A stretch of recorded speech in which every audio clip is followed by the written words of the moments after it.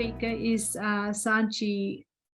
Forgive me because I wouldn't like to mispronounce your name, who's an RN and a PhD candidate at Edith Cowan University. Sanchi, you happy to introduce yourself a little more and tell us what you're doing? Thank you. Okay, yeah, so thanks for introducing me. Again, my name is Sachini, and I'm one of the PhD students from Edith Cowan University. And I'm also a registered nurse, currently working in the aged care sector in Perth. Also, my research is about aged care nursing. And to say which one started first, I was a registered nurse in aged care before, as the first step.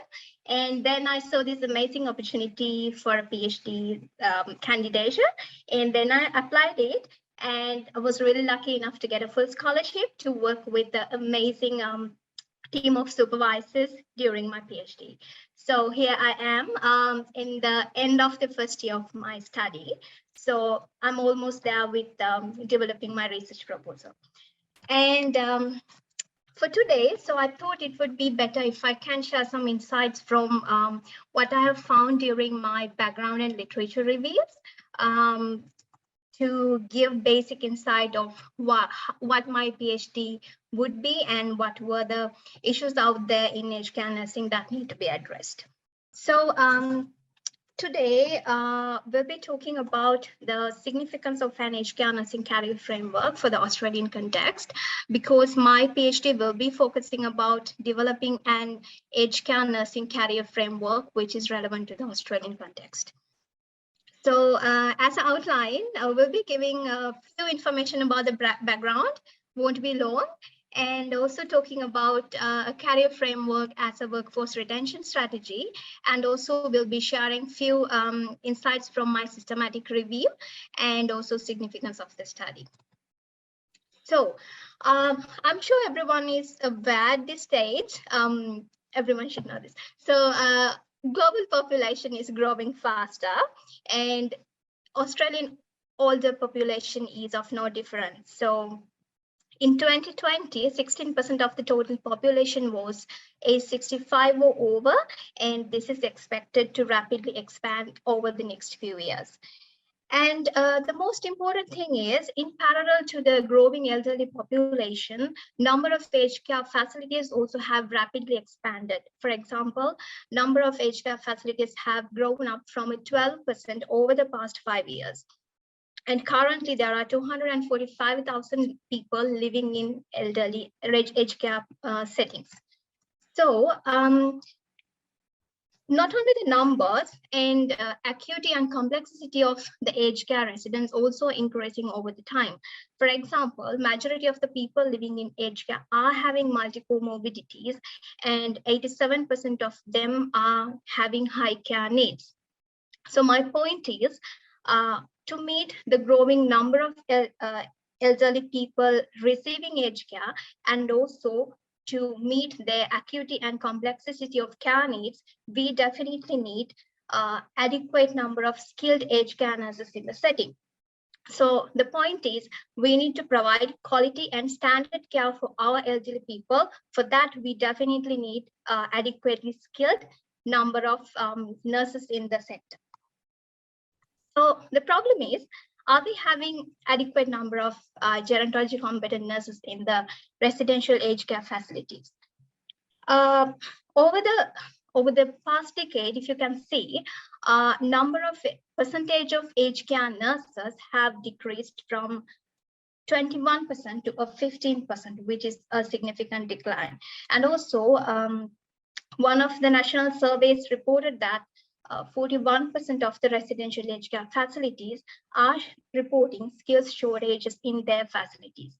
And the other important thing is, this amount of the number we are currently having is obviously not enough to have the skill mixture or to meet the standard care time for the residents. Therefore, definitely, we need to set up a workforce management strategy to have adequate number of nurses and also have adequate gerontology competent nurses in the sector. Okay, so to share a few reasons why the aged care sector are struggling to retain, recruit, and have competent nurses. These reasons you may have heard earlier, like poor working conditions, low wages, stress, burnout. These are the most common and typical reasons we always hear. And also the other thing is, these reasons are not only common in aged care sector, it is also common in the other counterparts of nursing. So what are the most specific reasons to specific to aged care sector? Limited career progression is one of the most prominent themes which generated through this national hearing, because many nurses have voiced that although they are very keen to upskill to the higher positions such as specialized nurse practitioner roles or maybe care manager roles, they don't have enough opportunities for this one. This is definitely leading these nurses to leave aged care and find jobs in the other specialties of nursing. So it is needless to say, like, many people portray aged care nursing as a dead-end career because of the very same reason. And also the other thing, it's really hard for aged care sector to recruit new grad nurses into the sector. This is again having a low reputation because people stigmatize nursing in aged care as a specialty that would diminish your nursing skills, and people in aged care do not need specific skills to function. Unfortunately, it's not true. So we guess to address all of these issues, we need to suggest, or we need to find a workforce management strategy. And so since that was coming from all the other literature, this one I'm sharing, and from the Royal Commission reports.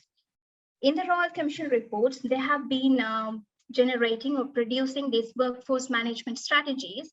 And these 7 strategies were mainly implemented or maybe suggested, recommended to apply to the aged care sector. In that case, you can see one of the main recommendation is to have clear career pathways for the people. And also they need training and skill development opportunities for the people working in the aged care sector. As a PhD, we are planning to aim these 2 factors, not mainly the other factors, and maybe find a solution to address these recommendations.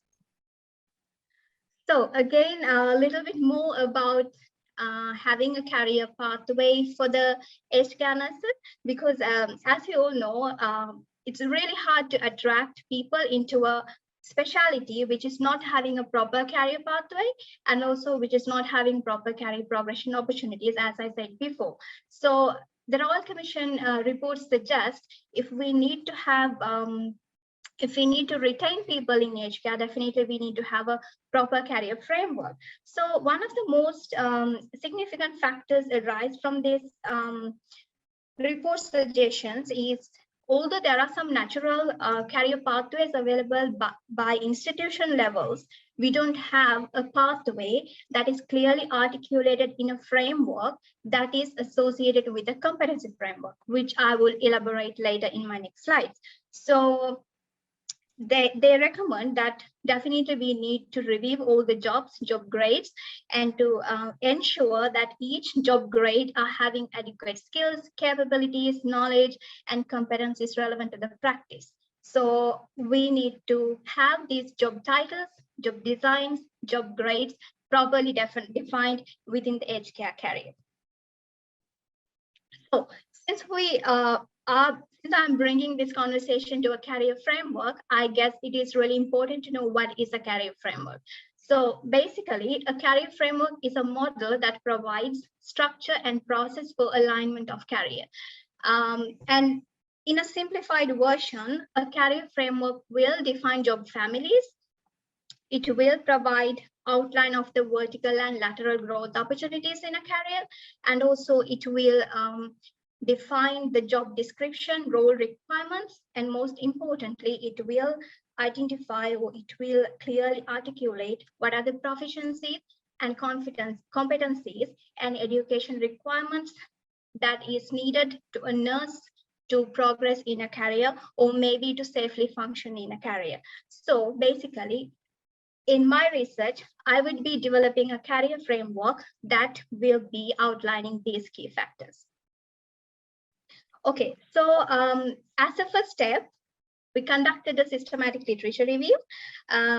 This systematic literature review was an integrative review in terms of covering all the empirical evidence, belongs to all the research designs. Aim is not to miss any of the articles or any of the published knowledge out there. And overall, we managed to screen 2,500 articles. All of them were systematically reviewed by 2 or more reviewers and critically appraised before extracting the data.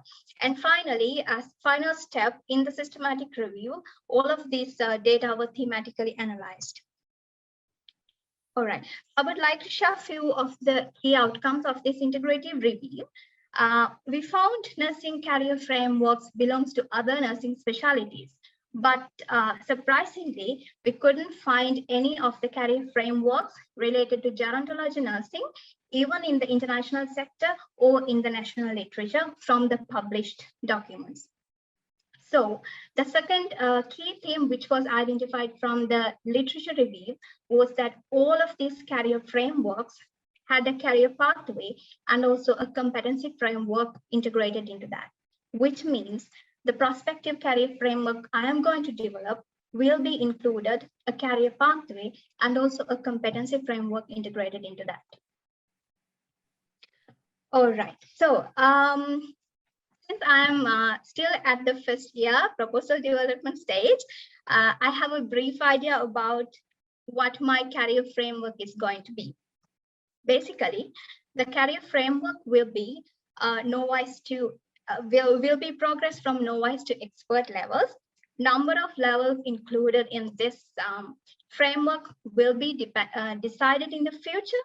However, basically, all of these levels will be including a role description, and the main thing, it will be including a competency framework, which means specified to each level, we would be having a competency framework included in the career framework. So the main aim of this is, as previous speakers also talked, we need specialized nurses in the aged care sector who are having special gerontology nursing skills to care the people in the elderly care settings. So this career framework would be aiming to mainly address those things. And significance of the current study, if we could probably develop the career framework, it would be a model for employers and organizations to design their career progression plans. And also, nurses can use this as a self-assessment template to identify their education needs, competency needs, and also it will provide them a template to cross-check their whether their competencies are correlate with the level of nursing practice. And furthermore, expect that this framework will inform future practice and also the clinical practice. Right, as a summary, I want to say we as aged care nurses need a workforce retention strategy. So a career framework will be a good solution for this one, mainly outlining a career pathway and competency framework for the nurses to safely practice in the setting. So overall, that would be the goal of my PhD.